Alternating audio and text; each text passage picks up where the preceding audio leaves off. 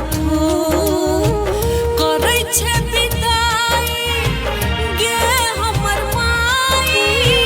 खींच लेले आचारा के कोर करै छै विदाई गे हमर माई खींच लेले आचारा के कोर गे माई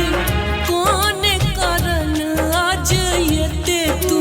केले अपन करे जा कठोर ये माई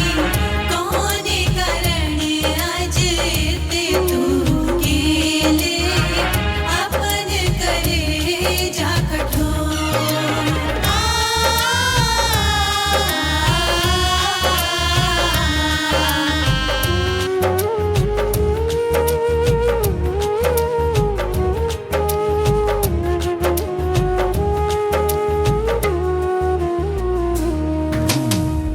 आंगना के तुलसी तू रख ले बना का हरदम खुश रख ले नेह लुटा को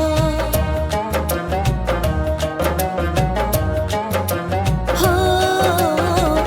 आंगना के तुलसी तू रख ले बना को हरदम खुश रख ले नेह लुटा को पिताजी आ भैया भेलन निर्दयिया आँखि में देलन नोर पिताजी आ भैया भेलन निर्दयिया आँखि में देलन नोर गे माई कौन करन आज येते तू केले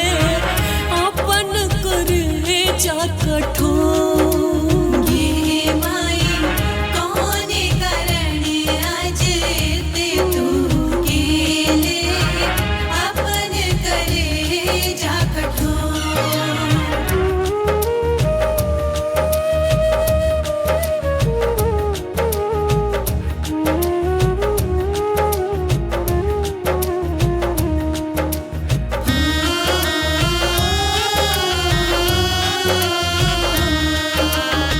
साखी सहेली छूटल छूटल नहीं हरबा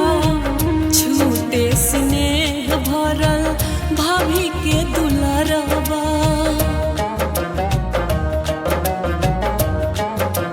हो साखी सहेली छूटल